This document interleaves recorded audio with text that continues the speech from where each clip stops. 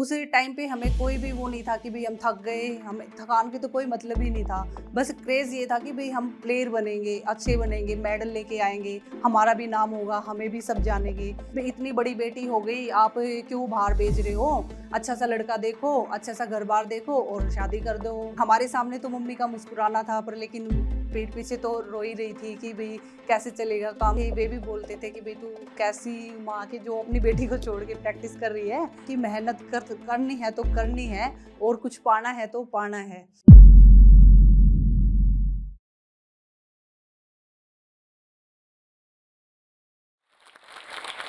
Hello, नमस्ते, मैं Poonam Khatri, world wushu championship gold medalist. आज आपके सामने अपनी कहानी बताने के लिए आई हूँ।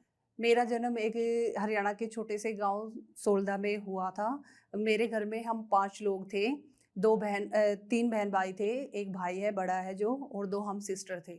मेरी मम्मी हाउसवाइफ़ है और मेरे पापा ड्राइवर थे पहले। उसके बाद पापा का एक्सीडेंट हो गया था। उस टाइम पे हमें पैसे की बहुत ज़्यादा तंगी हुई, कि एक टाइम ऐसा था कि भई हम स्कूल की फ़ीस भी नहीं दे पा रहे थे। उस बीच में मम्मी ने दूध बेचकर हमारा लालन-पोषण किया। मेरी स्टार्टिंग से ही गेम में बहुत ज़्यादा रुचि थी। पापा को भी पसंद था कि भई हमारा बच्चा यानी कि बेटा हो या बेटी हो, हमारा भी भई बड़ा प्लेयर बने। मैं स्कूल टाइम से ही जैसे वो कबड्डी, खो-खो में पार्टिसिपेंट करती थी। कोई भी गेम होता था, उसी में पार्टिसिपेट करती थी और अव्वल दर्जे पे आती थी। उसके बाद मेरी एक कज़न सिस्टर थी, जिन्होंने वुशु स्टार्ट किया था। उन्होंने मुझे बताया कि भी ऐसे गेम है, तो मुझे अच्छा लगा उसकी प्रैक्टिस देख के। वो खुद घर पे भी प्रैक्टिस करती थी। उसके साथ मैं भी प्रैक्टिस करना स्टार्ट कर दिया था। फिर मुझे और भी इंटरेस्ट आने लगा गेम में। मैंने उनसे पूछा कि मंजू, मुझे बताओ कि भी ये इसकी तैयारी कहाँ कर सकते हैं हम? क्योंकि यहाँ तो हो नहीं रही, ना हमारे पास इक्विपमेंट्स थे। जैसे प्रैक्टिस करते नॉर्मली चोट लग जाती थी, कभी नाक पे लग गई, कभी पैर में लग गई, कभी हाथ में लग गई। तो इनका प्रॉपर क्या इक्विपमेंट्स है, वो भी मुझे बता दो थोड़ा-सा। तो उन्होंने बताया कि भई झज्जर में कोच है। बाल भवन में प्रैक्टिस होती थी झज्जर में, तो वहाँ जाना पड़ेगा। तो मैंने मम्मी से बताया कि मम्मी ऐसे-ऐसे झज्जर में प्रैक्टिस होती है, मैं ये गेम करना चाहती हूँ। मम्मी-पापा ने बोला कोई बात नहीं, चले जाओ, पर जाने की थोड़ी-सी दिक्कत आएगी। उस टाइम पे हमारे पास कोई भी व्हीकल नहीं था कि भई हम कुछ चला सकें, या फिर कोई हमें छोड़ के आ सके, कोई हमारे साथ जाए, कोई भी ऐसा नहीं था। उसके बाद मैं सुबह उठती थी, सुबह अपना फिज़िकल वर्कआउट करने के बाद स्कूल जाती थी। स्कूल का भी प्रेशर था कि भई पढ़ना भी ज़रूरी है। ये नहीं है कि भई एक गेम करता रहे या फिर पढ़ते-पढ़ते रहे। तो स्कूल जाती थी, स्कूल 2 बजे छुट्टी हो जाती थी स्कूल की। उसके बाद 2 बजे, ढाई बजे की हमारे गाँव से एक बस जाती थी, बस एक ही बस जाती थी। उसके बाद ना तो कोई व्हीकल जाता था, ना और कुछ। अगर वो निकल गई तो ये सोच लो कि मेरी प्रैक्टिस ही नहीं होगी, मैं जा ही नहीं पाऊँगी, ना मुझे कोई छोड़ता था, ना और कुछ था। उस टाइम पे हमें कोई भी वो नहीं था कि भई हम थक गए, हमें थकान की तो कोई मतलब ही नहीं था। बस क्रेज़ ये था कि भई हम प्लेयर बनेंगे, अच्छे बनेंगे, मेडल लेके आएँगे, हमारा भी नाम होगा, हमें भी सब जानेंगे। तो उसके बाद मैं 6 बजे, साढ़े 6 बजे वहाँ से चल पड़ती थी और 7 बजे की बस पकड़नी पड़ती थी। उससे मैं जल्दी या भाग के जाऊँ बस स्टैंड पे, या फिर पैदल चल के जाऊँ, या किसी से लिफ्ट माँग के फिर जाएँ, या फिर कोई रिक्शा रिक्शा का तो कोई वो ही नहीं था, क्योंकि ₹50 मिलते थे हमें अप डाउन के लिए। उस टाइम पे ₹20 लगते थे। वहाँ किराया लगता था, फिर उसमें से ही जूस पीते थे। कभी-कभी तो ऐसा होता था कि मैं जूस भी नहीं पीती थी, पर लेकिन अपने पास रखती थी, क्योंकि मम्मी की स्थिति इतनी थी कि वो कभी टाइम में ऐसा था कि भई मम्मी भी मुझे किराए के लिए भी पैसे माँग के लेके आती थी और मुझे देती थी। तो फिर मैं भी हमारे सामने तो मम्मी का मुस्कुराना था, पर लेकिन पीठ पीछे तो रो ही रही थी कि भई कैसे चलेगा काम, क्योंकि पापा भी नहीं कर सकते थे काम, हम भी छोटे-छोटे थे, सारे कि बच्चों की पढ़ाई भी होगी, और अब बेटी ने गेम भी स्टार्ट किया है, उसको भी मना नहीं कर सकते कि भई गेम मत करो। गाँव का माहौल एक बड़ा ही, मतलब 20 साल 25 साल पुराना ही था कि लड़कियों को घर में ही रखो। लड़कियों को बस 10th तक ही पढ़ाते थे वो, क्योंकि हमारा जो स्कूल था वो 10th तक ही था। और जो 11th जिसको मतलब 10th के बाद अगर पढ़ाई करनी है तो बाहर जाना पड़ता था, या तो बहादुरगढ़ आना पड़ता था या पास में गाँव था उसमें जाना पड़ता था। तो वो भी अलाउड नहीं करते थे कि हमारी बेटियाँ जाएँ। बेटों को तो भेज देते थे, पर लेकिन बेटियाँ को नहीं भेज देते। 10th के बाद बोलते शादी कर दो इनकी, शादी करवा देते थे। कोई-कोई तो ये था कि पढ़ने में बहुत ही ज़्यादा इंटेलिजेंट थी या कुछ और करने में इंटेलिजेंट थी, पर लेकिन उनकी सारी इच्छाएँ मार दी जाती थी। पर लेकिन मेरे घर में ऐसा नहीं हुआ कि भई मेरी इच्छाएँ दबाई जाए। पर लेकिन मेरे को देख के भी बहुत सारी लड़कियाँ ऐसी थी कि भई तू तो बहुत ज़्यादा लकी है कि भई तू बाहर जा रही है, और हम भई हमारी शादी भी पक्की कर दी, हमारी भी शादी होगी। आस पड़ोस के लोग थे, हम पे भी पापा पे भी को बोलते थे कि भई इतनी बड़ी बेटी हो गई, आप क्यों बाहर भेज रहे हो? अच्छा-सा लड़का देखो, अच्छा-सा घर-बार देखो और शादी कर दो, भेज दो इनको। इतना क्यों तकलीफ़ कर रहे हो? आपकी पहले आप कंडीशन भी ठीक नहीं है आपकी, आप इस पे भई मतलब कर्जा लेके दे रहे हो, तो बेटी है, बेटी पराया धन होती है, चली जाएगी। तो पापा ने बोला नहीं, मेरी बेटी पराया नहीं है, मेरी बेटी अपनी ही है, मेरी बेटी अगर पैरों पे खड़ी होगी तो मुझे अच्छा लगेगा कि हाँ, मैं कल बोल सकूँ कि भई मेरी बेटी है ये। तो उसके बाद जो लोग थे मुँह पे तो अच्छे ही रहते थे और पीठ पीछे तो जो उनका सोच थी वही रहती थी। उसके बाद नेशनल में मुझे गोल्ड मेडल मिला। तो उस दौरान पापा-मम्मी की खुशी का ठिकाना नहीं था, ना मेरा ठिकाना था कि भई हाँ, मैंने मारा। तो फिर मैंने तब ऐसा सोचा कि भई अगर मैं 1 महीने में अगर नेशनल में मेडल मार सकती हूँ, तो इंटरनेशनल में क्यों क्यों नहीं मार सकती? तो यही होता है ना कि एक चीज़ मिली है तो दूसरे की तैयारी करना स्टार्ट कर दो, दूसरी चीज़ मिली है तो तीसरी ऊपर जाना स्टार्ट कर दो। ऐसे ही उसी में मेरा जो नेशनल खेली थी उसी के दौरान मेरा एशियन चैंपियनशिप में सिलेक्शन हो गया था और मैंने ब्रोंज मेडल दिया 2003 में। मेडल लेने के बाद मेरी और भी सोचा कि भई मैं खेलूँ। उसके बाद मुझे 2008 में द एसएसबी में जॉब मिल गई।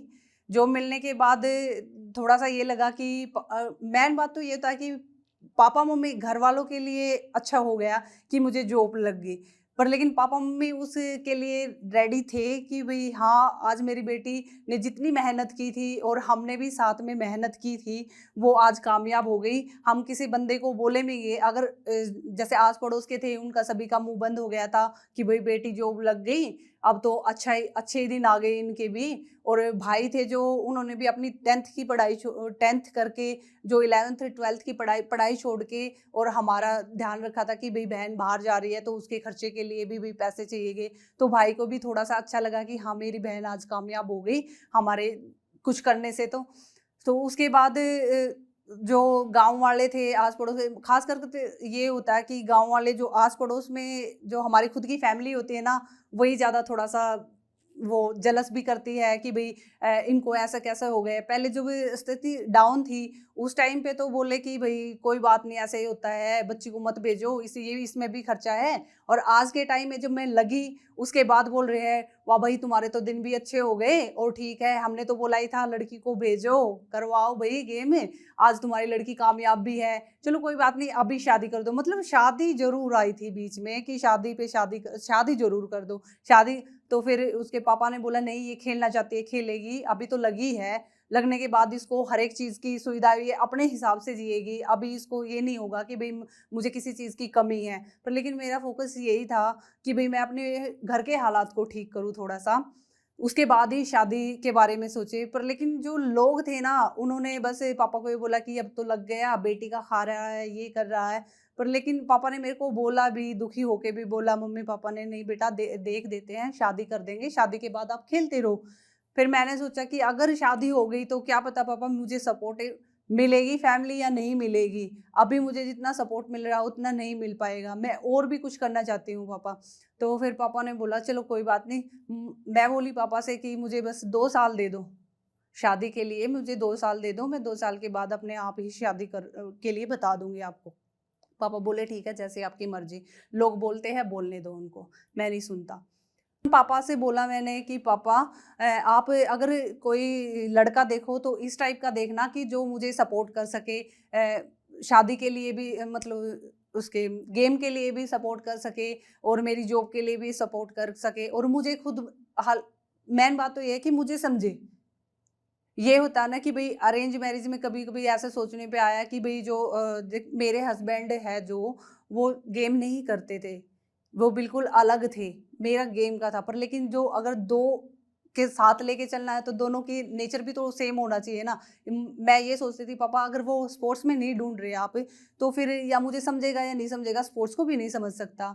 पर उसके बाद पापा बोले कि कोई बात नहीं, अगर हम कोई भी लड़का देखेंगे तो उसकी फैमिली से, उनसे ही बस यही क्वेश्चन करेंगे, हमें कुछ नहीं चाहिए। बस अपनी बेटी का गेम और अपनी बेटी की जॉब चाहिए कि भई वो जॉब कर सके, खुल के जी सके, मतलब उन्होंने जितना संघर्ष किया है, वो उसका सफल हो जाए। तो उसके बाद शादी देखा लड़का, मंजीत कुमार जो आज एयर फोर्स में जॉब करते हैं। तो उनसे मिली मैं, बात की मैंने कि भई मैं कुछ, वो उन्होंने सिर्फ़ मेरे से एक क्वेश्चन पूछा था कि भई आप जॉब छोड़ सकते हो? तो जॉब छोड़ने के ऊपर बात आई, तो फिर मैं एक एक बार तो शॉक्ड हुई, पर लेकिन बाद में बोलना पड़ा कि नहीं, मैं ना तो जॉब छोड़ सकती हूँ, ना मैं गेम छोड़ सकती हूँ। अगर आपको रिश्ता करना है, तो आप कर सकते हो, अगर नहीं करना तो भई वो भी देखी जाएगी बाद में। तो फिर वो बोले ठीक है, ऐसा सोच बोल के बोले कि ठीक है। वो बाद में 5 मिनट के बाद मुझे बोला कि ठीक है, मुझे अच्छा लगा आपका कि भई आपने दबाव नहीं लिया। बस मैं यही चाहता था कि आप गेम करने के ऐसे खिलाड़ी होते हैं ना कि भई क कभी-कभी ये बोल देते हैं कि ठीक है, हम आपके हिसाब से चलेंगे। पर लेकिन बस मैं ये सुनना चाहता था कि भई आप अपने गेम को इतना सीरियस ले रखा कि भई आप कोई भी बोले, आपको उससे मतलब नहीं है। आप गेम ही करोगे और आप जॉब करोगे। तो मुझे उस टाइम पे शादी भी हो गई और अच्छे से आज आज के टाइम तक मुझे सपोर्ट कर रहे हैं। शादी हो गई तो उसके बाद बच्चे भी हो गए, क्योंकि वहाँ पर भी तो गाँव ही है, गाँव का ही दिमाग चलेगा सभी का। मतलब उन्होंने बोला कि भई अभी तो शादी हो गई, अब भई बच्चे भी ज़रूरी होते हैं शादी के बाद। सभी को पता है जैसा कि ऑलमोस्टली शादी हो गई तो बच्चे भी होने ज़रूरी है। लेकिन उनमें भी मेरी इन-लॉ ने भी कुछ नहीं बोला कि भई अभी भी बच्चे होने। वो बोलते थे कि नहीं, वो आगे से ही कोई बोलता था तो उनको वो बताते थे कि नहीं, वो तब तक खेलना चाहेगी, खेलेगी, बाद की बात है। जब पहले वो बच्चा है, अभी दूसरा बच्चा लेने के बाद वो नहीं है, तब तक वो रेडी नहीं है, तो हम फ़ोर्स नहीं करेंगे कि भई अब बच्चा करो। नहीं, वो खेल रही है, उसको हमसे ज़्यादा नॉलेज है, वो बाहर घूमी है, फिरी, उनको उठी है, बैठी है, उनको सब कुछ पता है कि भई क्या कब क्या करना है, हम उनको नहीं बोलेंगे। और ना ही मेरी जो मदर इन लॉ थी, उन्होंने कभी भी बोला मुझे कि भई आप बच्चा करो या आप कुछ करो। जब मैं रेडी हुई तभी बच्चा हुआ। मुझे 2017 में बेटी पैदा हुई। 10 बार नेशनल चैंपियन रही हूँ, पर लेकिन मैं इंटरनेशनल में पार्टिसिपेट करना चाहती थी। बेटी के बाद फिर मैं सोची, पूनम यार तूने क्या किया? कुछ भी नहीं किया ज़िंदगी में, भई जो जिसकी तू हकदार थी वो भी नहीं मिला। इतनी मेहनत की, मेहनत में कुछ तो मिलना चाहिए ना। मैं सिर्फ़ वर्ल्ड चैंपियन होना चाहती थी कि भई मैं वर्ल्ड चैंपियन बनूँ, मुझे भी कोई जाने, भई मुझे भी कोई पहचाने। मैं खुद की एक पहचान बनना चाहती थी कि भई हाँ, मैंने कुछ किया। या मैं लोगों को दिखाने के लिए भी नहीं, या और किसी ने, मैं खुद के लिए दिखाना चाहती थी कि भई हाँ, पूनम तुमने लाइफ़ में अगर तुमने गेम किया है तो तू अपने आप को पहचान सके। तो उसके बाद मैंने 4 महीने की अपनी बेटी को अपनी बहन के पास, अपनी माँ के पास, अपनी सास के पास छोड़ के मैं वापसी की मैंने। बेटी को छोड़ के जाती थी तो एक डर सा रहता था कि भई मैं मतलब एक माँ के प्रति लगाव कि भई माँ कैसे अपनी बेटी को छोड़ सकती है 4 महीने की। वैसे मैंने सुना भी है कि भई कोई बोलता भी था कि भई कैसे, जैसे मैं प्रैक्टिस करती थी उस टाइम पे जो फ्रेंड्स वगैरह थे वे भी बोलते थे कि भई तू कैसी माँ की जो अपनी बेटी को छोड़ के प्रैक्टिस कर रही है।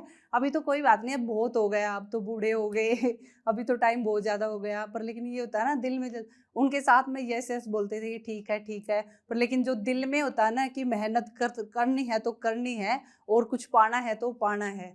तो जो बेटी को लेके चले तो एक साइड में दिल तो बहुत करता था कि मैं उसके पास रहूँ, कभी-कभी याद भी आती थी, पर लेकिन दूसरों के सामने कुछ नहीं बोलती थी, पर लेकिन पीछे से बहुत ज़्यादा रोती थी, उनको मिस करती थी कि भई मैं भी तो हूँ, कि भई मैं भी खिलाऊँ। ना मैंने अपनी बेटी का बचपन देखा, आज मेरी बेटी 4 साल की हो गई, पर लेकिन मैंने उनका बचपन नहीं देखा, जैसे एक आम माँ देखती है, उनको अपने आँखों के सामने बड़ा होते हुए, उनकी हर एक एक्टिविटी जो सबसे ज़्यादा जिस टाइम पे माँ फील करती है कि भाई फर्स्ट टाइम कैसे मम्मा बोला, पापा बोला, दादा बोला, कुछ भी बोला, वो भी नहीं कर पाई। जो फर्स्ट टाइम उन्होंने कदम बढ़ाया वो भी नहीं कर पाई, कुछ भी नहीं कर पाई। बहुत सारी ऐसी माएँ होती है जिनको एक तो पहले तो जो लेडीज़ होती है शादी के बाद भी नहीं खेल पाती।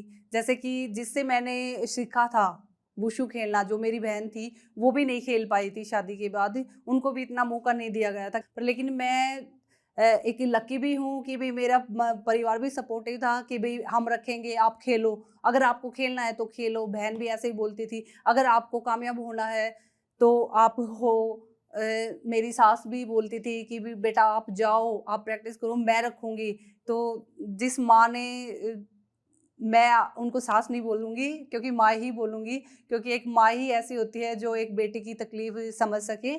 और आज जिस मैं मुकाम पर पहुँची हूँ, आगे जाके मेरी बेटी भी मुझ पे प्राउड फ़ील करे कि हाँ, मेरी मम्मा ने मेरे लिए मुझे छोड़ा था, तो कुछ करने के लिए छोड़ा था। कि उसको भी ऐसा ना लगे कि मेरी मम्मी ने मैंने जो मिस किया है, जो मैंने संघर्ष किया है, अपनी मम्मी के लिए गलत किया है कि भई मेरी मम्मी कुछ बन नहीं पाई या कुछ कर नहीं पाई। 2018 की नेशनल में मुझे गोल्ड मिला, तो मुझे अच्छा लगा कि भई हाँ, मुझे गोल्ड मिला है। शायद मैं 2019 में जो वर्ल्ड चैंपियन जैसे हमारे में ट्रायल लेते हैं, नेशनल के बाद ट्रायल्स लेते हैं, तो 2019 में मेरा ट्रायल्स हुआ और मुझे इंडियन टीम में सिलेक्ट किया वर्ल्ड चैंपियनशिप के लिए। और फिर मेहनत भी की, वहाँ पर भी जाके और भी ज़्यादा मेहनत की कि भई मैं मेडल लेके ही आऊँगी। और मुझे खुशी भी हुई कि भई मेरा वर्ल्ड चैंपियनशिप में जो मेरा सपना था, बस वो पूरा हुआ। एक तो सपना था कि मैं इंटरनेशनल मतलब नेशनल टीम में सिलेक्ट हूँ, वो सपना मेरा पूरा हुआ। उसके बाद आगे मुझे सोचने का मौका मिला कि भई मुझे मेडल लेना है तो लेना है। तो कई बार ऐसा भी हुआ कि भई कोई ये भी बोले कि भई अभी भई मतलब एजड है, नए बच्चों को मौका दिया जाए। पर लेकिन जो होता है ना कि भई मेहनत करते दिखोगे तो फिर दो लोग भी नहीं बोल पाएँगे कि भई आपको नहीं जाना या मैं बोलना चाहती हूँ कि मेहनत की कोई उम्र नहीं होती, कोई सीमा नहीं होती कि भई आप वो एजड हो गए और आप मेहनत नहीं कर पाओगे। तो अगर जोश है तो सब कुछ है। मैं यही बोलना चाहती हूँ कि अगर मन में कुछ ठान लिया तो उसको छोड़ो मत। अगर मेहनत करोगे तो कुछ न कुछ ज़रूर मिलेगा। मेहनत करते रहो, फल की चिंता मत करो, वो अपने आप ही मिलेगा। It is said that when you educate a woman, you educate an entire generation. नारी सशक्तिकरण पर ये पंक्तियां हमारे दिल को जोश और हिम्मत से भर देती हैं। ऐसी ही हिम्मत भरी कहानी अभी हमने सुनी जोश टॉक्स पर, और हमें उससे काफ़ी प्रेरणा भी मिली। ऐसी ही कहानी है लक्ष्मी जी की, जिन्होंने CS करके बड़े शहर में वो आए जॉब का सपना लेके, पर उन्हें यहाँ जॉब नहीं मिल पाई। पर उन्होंने हिम्मत नहीं हारी, जोश के साथ उन्होंने कम्युनिकेशन स्किल्स पर काम किया और आज एक बड़ी कंपनी में वो काम कर रही हैं। आज की महिला दुनिया के साथ कदम से कदम मिला रही है। चाहे कितनी भी मुश्किलें आए, कितनी भी प्रॉब्लम्स आए, अब हमें उड़ने से कोई नहीं रोक सकता। हाँ, अगर कुछ रोक सकता है तो वो है सही स्किल का ना होना। लेकिन अब जोश के साथ हमें कोई डर नहीं। लक्ष्मी जी की ही तरह कई स्टूडेंट्स जैसे कि वैशाली जी, नीला, प्रणाली, आरती और उषा जी ने मिलके जोश स्किल्स के साथ विभिन्न स्किल्स जैसे कि spoken English, communication skills, personality development, finance, business building सीख कर आज अपनी अलग पहचान बनाई है। अब स्पोकन इंग्लिश की ही बात कर लेते हैं। यहाँ पे आप लाखों स्टूडेंट्स के साथ डेली बोलने की प्रैक्टिस कर सकते हैं to become fluent in English communication. एक सेफ, स्मूथ एक्सपीरियंस और जोश के विश्वास के साथ। Every powerful woman has one thing in their heart, and that is Josh. Now you can also become successful by keeping Josh in your heart and in your phone. आज ही अपने जैसे लाखों स्टूडेंट के साथ भारत के number 1 spoken English learning app जोश skills app के साथ अपनी इंग्लिश लर्निंग जर्नी शुरू करें। जोश टॉक्स अब Spotify एक्सक्लूसिव पॉडकास्ट है, जिसके साथ जोश टॉक्स की सभी कहानियां ऑडियो फॉर्मेट में अपलोड होंगी केवल Spotify पर। और हाँ, अगर आपको ये वीडियो अच्छी लगी तो आप जोश टॉक्स पॉडकास्ट को फॉलो कर सकते हैं और सुन सकते हैं ऐसी कई प्रेरणादायक कहानियां सिर्फ Spotify पर। इस वीडियो के बारे में अपनी राय नीचे कमेंट सेक्शन में हमें बताएं और अपने दोस्तों के साथ ये वीडियो शेयर करना ना भूलें।